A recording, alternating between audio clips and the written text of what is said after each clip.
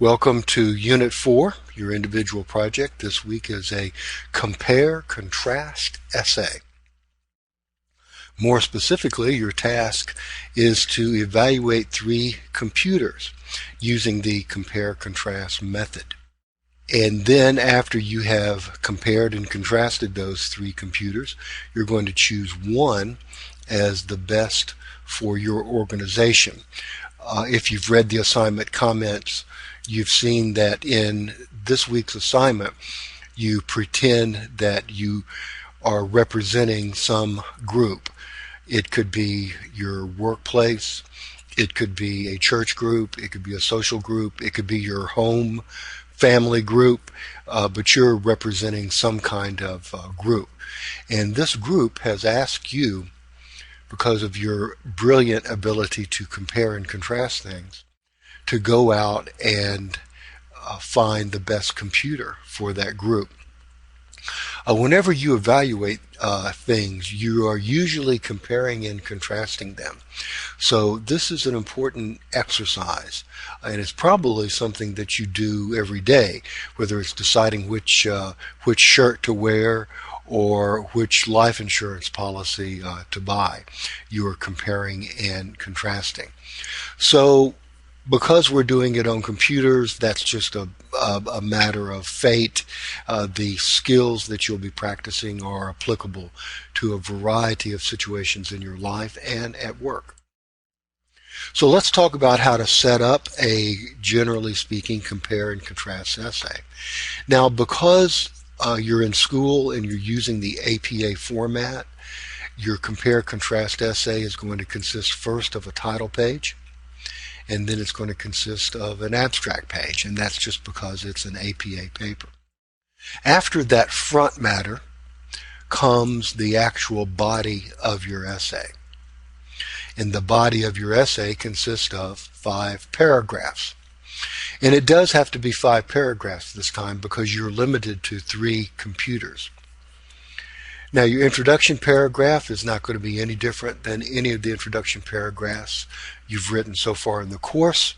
You're going to find a way to lead up to gradually and introduce the thesis statement, and that is the job of the introduction paragraph. Now, your next 3 paragraphs are going to focus on one computer model at a time. Let me distinguish here between computer brands, Dell, Compaq, Acer, Lenovo, and computer types. Computer types are tablet, laptop, notebook, desktop. You don't want either one of those. You are reviewing or evaluating 3 different computer models. So, if you are trying to find a computer for your family, you want that computer to be highly flexible in a lot of different ways. So you might review 3 different desktops that can do a lot of different things. And those 3 different desktops can come from Dell, they can come from Dell and HP, they can come from Dell, HP, and Apple. It doesn't matter, but you have to have 3 specific models. And we're going to be showing that in a little bit.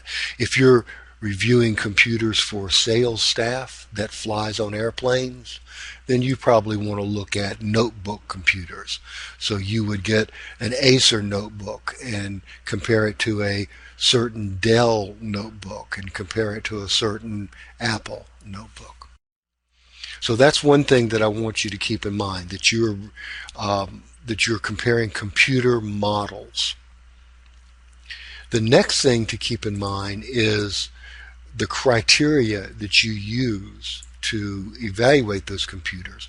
I just picked 3 out of the air: reliability, power, and price. You can pick any you want to pick: hardware, software, price, warranty, support, wireless capability, screen size, resolution, hard drive size and speed, processor speed.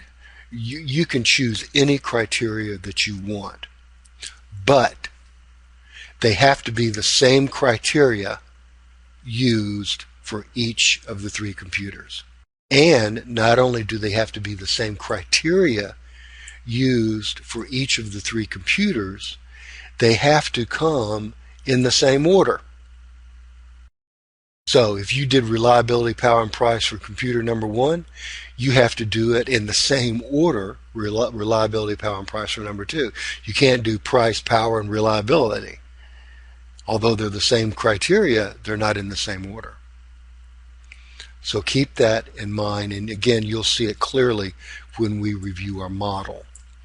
The conclusion paragraph of this evaluation article, this evaluation essay, is a little bit different than the ones that you have been writing up to this point.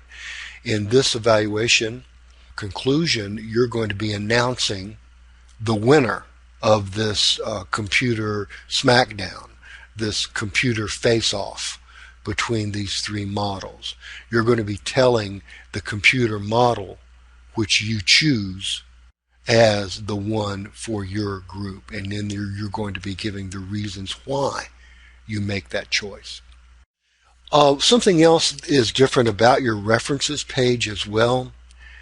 On your references page, you're going to have only websites. Because you're dealing with a computer models right now, the ones that exist right now, library databases are not going to be up to date enough for you. So you're going to have to go to manufacturer websites, computer review websites. So your references page is going to consist of websites, and I'm going to be showing you how to format a website in just a moment on your references page. So that's it for your essay. What I'd like to do now is to bring up a model paper so that you can see the characteristics that I just outlined for this Unit 4 essay in play in this model paper. So here it is. Purchase of church computers. We're in week 4, so I'm not going to talk about the running head. If you don't know how to do a running head by now, you're in pretty deep doo-doo. So here's the running head, and here's the info block here in the middle of the computer paper done by Keith Randolph, not his real name. So that's front matter number 1, the title page. After that comes front matter number 2, which is the abstract page, and you'll notice that Keith made a mistake here. The running head is supposed to be in all caps, and I need to change that on this. Then comes the word abstract, which is centered and bold-faced, and then comes a 75 to 125 word abstract. I say 75 to 125 because of the length of the paper. If it's any longer than that, then it's getting close to being half the paper. So try to limit your abstract to 75, maybe even 50 words. Okay, after your abstract, now begins the body of your paper. Again, keeping in mind that the student made a mistake here. That's supposed to be in all caps. Now, the body of your paper begins with the repetition of your main title from the title page. And here comes your introductory paragraph. And the first thing I do when I see an introductory paragraph is look for the thesis statement. And the thesis statement in this case is, the best option when making this decision is to evaluate 3 computers and then pick the one that is most appealing based on a set of criteria used to evaluate each model. Now, because you're all doing the same assignment, most of your thesis statements are going to contain that same idea, even some of the same words: evaluate, computer, model, purchase, best. So if you get a high similarity score, take a look at it, and I bet you the high similarity score is being caused by the fact that everybody in the class is doing the same assignment. Now, leading up to that thesis statement, you should have 2 to 5 sentences that set the stage for your thesis statement. Let's see how the student did here. Our church is in the process of remodeling all the church offices. The church boards has appointed me to oversee the purchasing of all the computers in each office. In order to make a wise decision, I had to do some extensive research to find out which computer would be the best buy for the money. See how he's gradually leading up to that thesis statement. With my research, I have selected 3 different types of computers to choose from, which I will take before the church board. The church board will make the final decision on which type of computer to purchase, and then comes the thesis statement. So, pretty classic introduction there. Let's take a look at the first body section, the first body paragraph. Notice that in this paper, the subtitles for each body section or each body paragraph is going to be the name of the model. So here's the brand. It's a Dell XPS. It's a Dell, excuse me. And here is the model. It's an XPS 8300, which is a desktop computer. So that's the first thing to notice, that the subtitles are going to be the models of the computer with the full model name. And as you can see, some of them are quite long and complicated. Now, the next thing has to do with how to handle citations in a paragraph when all of the information in the paragraph is essentially from the same source. Do I have to put a citation after every sentence? No. Here's what you do. You start off the paragraph, if you're going to write one of those paragraphs, and you're forced to in this instance, by going ahead and giving the citation, Dell.com 2012. There you go. Now you do not have to repeat 2012 again. All you have to repeat is Dell.com and Dell XPS 8300. And whenever you do that, I know that the information is going to be coming from that citation. Because sure enough, if I go to your references page back here, here is the Dell citation. So that's how you do it.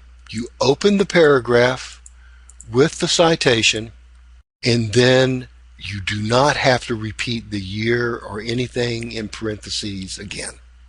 Now the third point that I want to make is, as we read this paragraph, notice the criteria that are being used to evaluate the computer and the order in which those criteria appear. Here we go. According to information from Dell.com 2012, the Dell XPS 8300 comes with, quote, remarkable processing speeds and dazzling high performance visual and audio presentation. You'll experience your media in a big new way. Something's wrong with that quote. I would have to go look that up. He left something out of that quote. But the point is this. The student opens with a citation and a quote from the website. Okay, it's a marketing quote. It's a summary quote. Let's see what comes second. This computer includes the second generation Intel Core 5 2320 processor. So next comes the processor, 8 gigs of RAM memory, 1 terabyte hard drive. So next comes the hardware. And then comes software, Genesis, Windows 7 Home Premium, and Microsoft Office Starter. Okay, so we got source, citation, in-text citation, quotation, hardware, software. Let's see what comes next. according to specification of Dell.com's webpage. See how he did not have to repeat the year? He didn't have to make a full in-text citation. By this phrase, it alerts the reader that the information came from something that he's already cited. The Dell XPS 8300 does not have a wireless card, but for an extra $25 you can have one. So next comes wireless. It has a single, he should have said optical drive there, because there are a lot of different drives in a computer. He should have said optical drive there, because that's what he's referring to. A 16x CD DVD burner. It's a readable, writable optical drive. Okay, so optical drive is 5th, is the mouse and keyboard are included.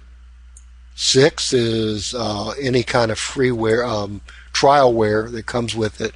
In this case, it's McAfee. Hardware support, and now we got support, 1-year basic support. And now we got price, and the total price after discount is $599.99. Okay, pretty good paragraph. The key is we're going to look at the next paragraph and see if it does the same thing. It is the Hewlett-Packard Pavilion, which is their desktop model, and it is a P7/1280T. And notice that this paragraph starts out the same way with the citation. HP.com, published in 2012, states, quote, comes next. The redesigned HP Pavilion P7 Series PC lets you work, play, and do more than ever before. With its cool look, faster processors, and bigger storage space, it's the perfect PC for any home environment. Well, that's saying something if it's perfect. Let's see how perfect it is. But notice we went citation, quotation. So what should come next? Hardware and software. The computer includes a 2nd generation Intel Core i5-2400 quad-core, memory-free upgrade from 4 gigs to 6 gigs, so it's 2 less gigs than the Dell. A hard drive free upgrade from 500 to 1 terabyte, so it's 1 terabyte, same as the Dell. Genesis Home 7 and Microsoft. So it's exactly the same as the hardware and software, exactly the same as the Dell. The web page, see how it's referring back to the citation? The web page for the HP Pavilion does not list a wireless card, but you can purchase one for $20. So it's $5 less if it's a decent wireless card. This computer includes the Super Multi DVD burner. So it's only a DVD burner. He didn't say player, I'm sure it is. He didn't say CD, so it's probably not a CD. And he didn't mention the speed, and he should have. He mentioned the speed on the Dell 16X, so he should have mentioned the speed for this one. The mouse and keyboard are included. There is no security software included. Great. And only a limited warranty that has to be purchased. Really? A computer without a warranty? A computer on which you have to purchase the warranty? The HP Pavilion P7-1280T can be purchased at HP for $649 with an instant savings of $100. The purchase price will actually be $549. So purchase for the Dell was $599 with a 1-year warranty. So I guess they say spend an extra $50 if you want and get a year's warranty. I think I will. Third computer is Gateway. Its model is the DX4860. Again, that's its desktop series. Note we begin the same way. Gateway.com 2012 stated. So we have our in-text citation, then we got a quote. With the DX, you can watch high-def movies, whip up multimedia presentations, check in with your favorite social network, and more. You can do just about anything using the DX. I'm glad they said just about anything, because I was going to have it do dishes for me and mow my yard. Okay, now we should see hardware and software. The computer includes the Intel quad-core i5-2320, same as the Dell. 8 gigs of memory, 1 terabyte hard drive, same hardware and software. So he's doing a good job. He's picking out very equivalent computers here. Okay, now we should have something about wireless. The Gateway DX4860 includes Wi-Fi. This computer tower does not include, a CD or DVD player burner. That's kind of a problem, wouldn't you think? The mouse and keyboard are included. Well, good. It has no security software included. Good. People are starting to catch on. It has 1 year parts and labor limited warranty. Good. The DX4860 can be purchased for $599. So it's very comparable to the Dell, but without an optical drive. I think the decision is pretty clear. Notice that in this conclusion paragraph, we are going to be making the decision, the computer choice. After the research and talking to the church board, we have come to the conclusion that the Dell XPS 8300 will be the best buy. Now you got to have the reasons. The board liked the Gateway and the HP both, but have proven reliable throughout the years.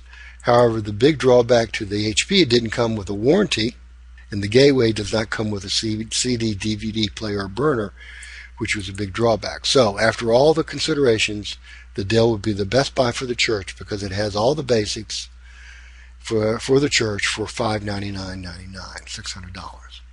So in the conclusion, as you see, you make your choice and give the justification for the choice by referring back to your evaluations or your review. The references page, as I mentioned, are for web pages. Web pages. And you want to cite the specific web page. You want to cite the specific web page. URL should take me to the specific web page. Let's see if it does. Yes, it does. Here's a specific web page of the Gateway DX4860, and here are all the specs. See, he left out the gigahertz. He could have put in the gigahertz. He could have compared which one was HDMI compatible at your high definition graphics output instead of your VGA output. So I think he could have given a little bit more information. Where do you get the quote from? Oh, from the overview, I guess. Yes, you can. Yeah, there it is. So I check the quote, make sure it's accurate, and it is. Let me give you a little formula for doing your web page citations. This is from the AIU Guide to APA. There are two different kinds of web page citations. One with an author, and you would only find those if you go to computer review sites and see a signed review. And it looks pretty similar to what you've been doing so far. Last name, comma, first initial, period, year publication, and then the title of the article, how to organize your computer to find information faster, and then you go retrieved from. And then down here is the website citation when you don't have an author. You list the title first. And the title of that web page that we went to was DX8360-UB401.